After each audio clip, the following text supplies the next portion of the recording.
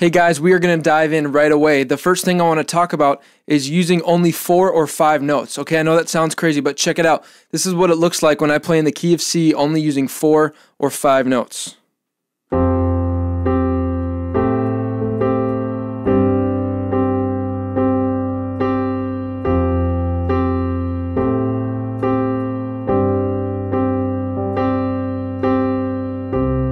Notice I'm staying in the middle range of the piano. Okay, obviously this only has 49 keys, so I'm staying within the middle section of the piano. There's a lower section and a higher section above this.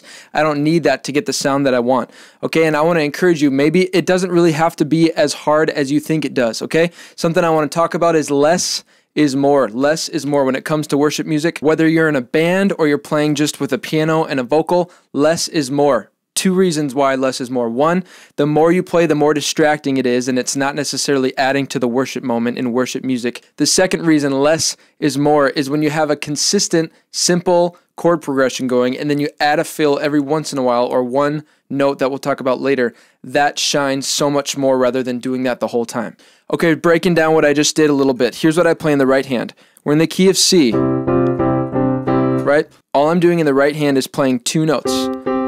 I'm playing the 1 and 5. 1, if I took my triad and removed the 3, I'm just playing those 2 notes. And I'm playing the octave of whatever the chord is in my left hand. So if it's F, A minor, G, C, I'm playing an F in the left hand, octave, A, G, C. And what octave means is you play a note, and then you find the next version of that note a little bit higher, and that's an octave.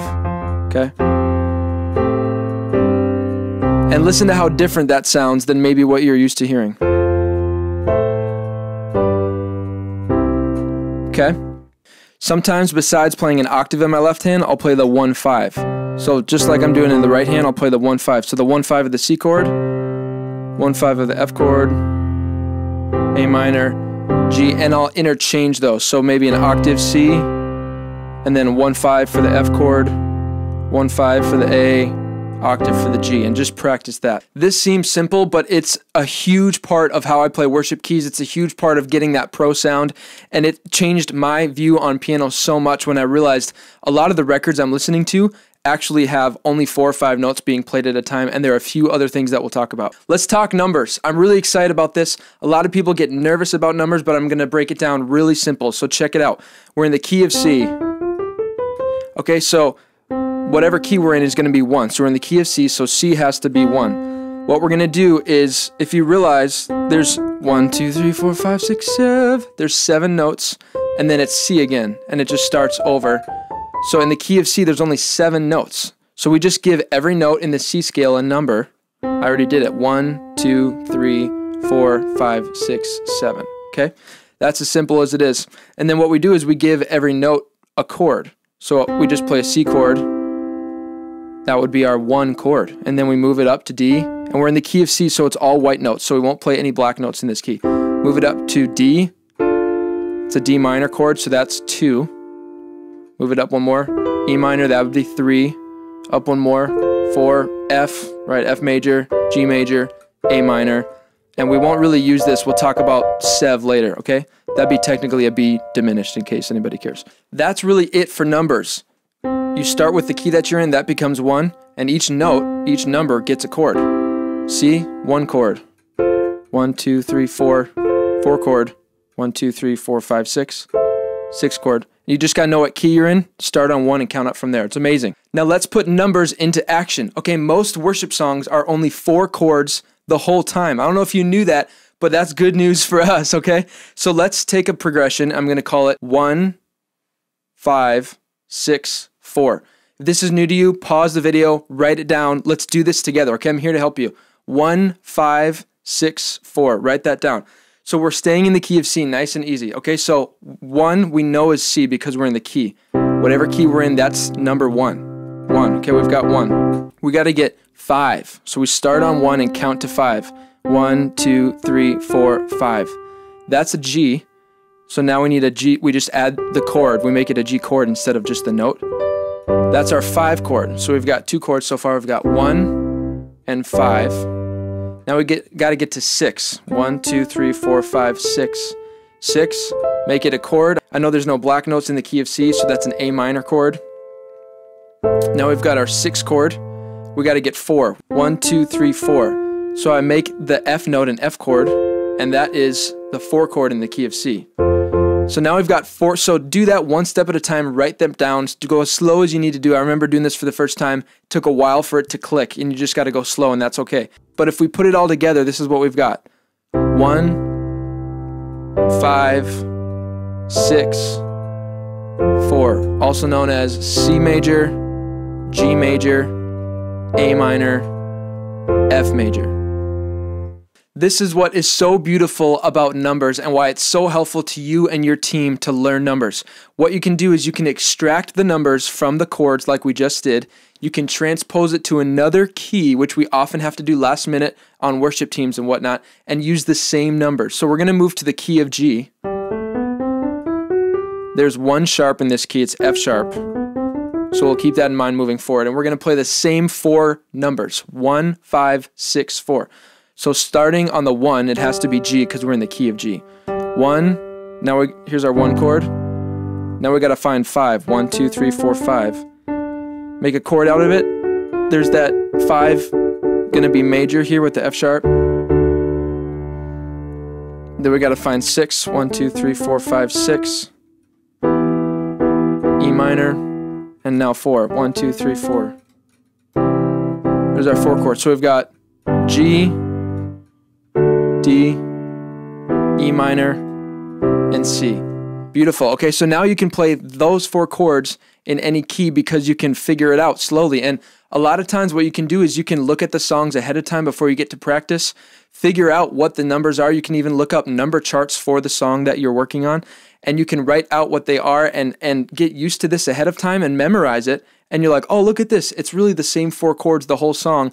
I don't really need music. I can memorize 1, 5, 6, 4. And then if they say, hey, we got to change the key, instead of freaking out, you slow down and say, okay, let me figure this out. Give me 2 minutes. And then you memorize what those new 4 chords are. It's a beautiful thing. Here are a few very important standards when it comes to worship music.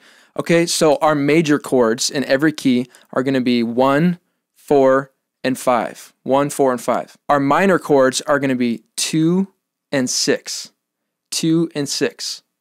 Then we have a couple auxiliary chords that are really beautiful, and I'd like to talk about that. It's the ones that you have a slash in the middle, okay? So if you've got a 1/3, what does that mean?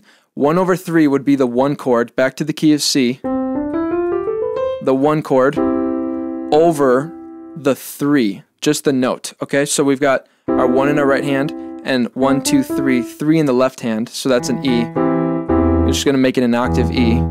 So we've got the 1 over the 3. Another one of those is the 5/7. 1, 2, 3, 4, 5. G, so I'm going to play a G chord, and I got to find the 7 in the key of C. 1, 2, 3, 4, 5, 6, 7. That's B. 5/7. 5/7. Okay, so those are 2 other chords that we use a lot. So major chords, 1, 4, and 5. Minor chords, 2 and 6. It's really important to know because that's for every key in every worship song. And then we've got the 1/3 and the 5/7. These are huge chords to know. And most worship songs use just that. Every once in a while there's like a minor 3 or a minor 4. Those are pretty rare, but those ones that you'll use in every worship song are the ones we just covered. Now we're going to add a couple of notes that make it sound pro, okay? We think of a triad as 1, 3, 5. Okay, whatever chord we're playing. C chord, 1, 3, 5, F chord, 1, 3, 5, G chord, 1, 3, 5. So let's take our G chord, which is the 5 chord in the key of C because we count 1, 2, 3, 4, 5. We've got a G chord. We've got our 1, 3, 5 in the G chord here. So a huge tip that I use on every 5 chord in pretty much every worship song in every key is instead of playing the 1, 3, 5 of that chord, I play the 1, 3, 4.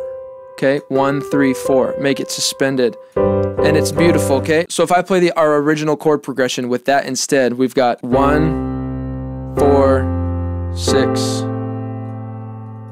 5. Okay, so if we notice, what notes are we playing there? We're playing G, B, and C. G, B, and C. And like we talked at the beginning of the video, you can just use the 1, 5 of the key for every chord in your right hand for a worship song. But for that 5 chord, I want to add that suspended. G, B, C. So if you notice, I already have a G and a C here. I gotta add that B. So what I can do is I can move that B down here and play it with my thumb. So if I play C and G like this, when I get to my G chord, I add the B, and that's such a beautiful sound right there. So something to know is to make a 5 suspended, you just play the 7 of whatever key you're in. So we're in the key of C. Let me explain that. We're in the key of C. We're going to go down a half step to find our 7. So we've got 1 and 5 on every chord. And then I just want to add the note that's a half step below the 1. If I move over to the key of G quickly to show you the same thing, I'm going to play 1, 5. 1, 2, 3, 4, 5. When I get to my 5 chord, I add 1 half step below whatever the 1 is, in this case G, to make it a 7. There's that same sound in a different key. It's beautiful. Another note that I like to add to spice it up is the 2. Okay, so back to the key of C, I add the 2. So I'm just going to play 1, 5 for all the chords, and every once in a while I'm going to add this 2 here.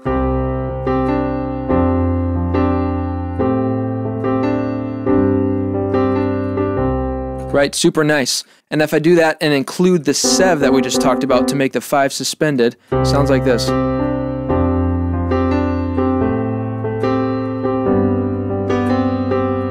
It's beautiful. So if that is a lot, I totally understand. Pause the video, try that out, work it out. It's going to be worth your time. Trust me. Next, I want to talk about a 4 with a major 7. Okay, so we're in the key of C.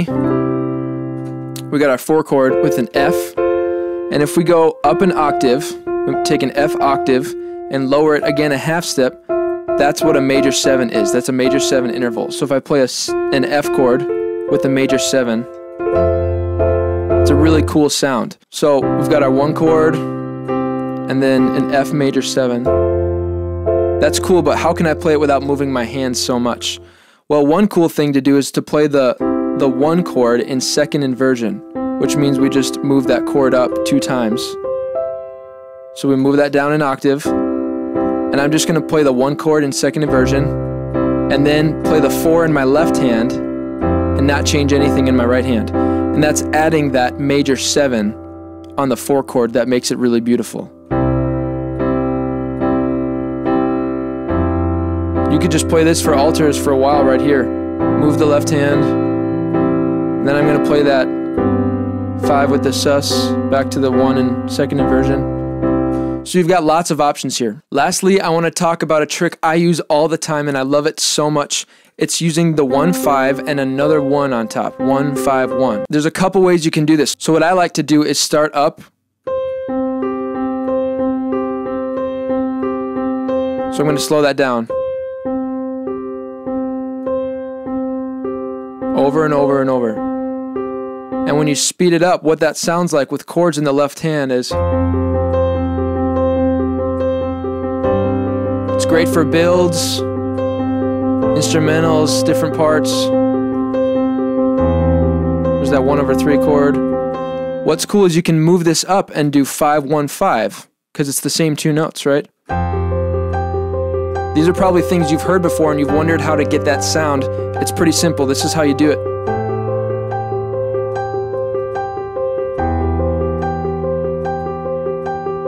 What I often do is just play quarter notes with the 1, 5. That's what I was doing earlier.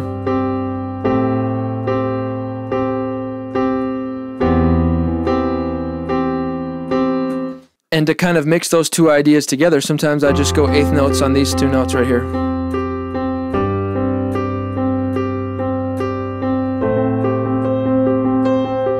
Add that sus, right? Now that you know what notes can work, you can add the 7 or the 2. There's an unlimited amount of options here. My encouragement to you is this: it might not have to be as hard as you think. Less is more, and that's okay. If that's all you know, it gets the job done. So thanks for watching, and we'll see you next time.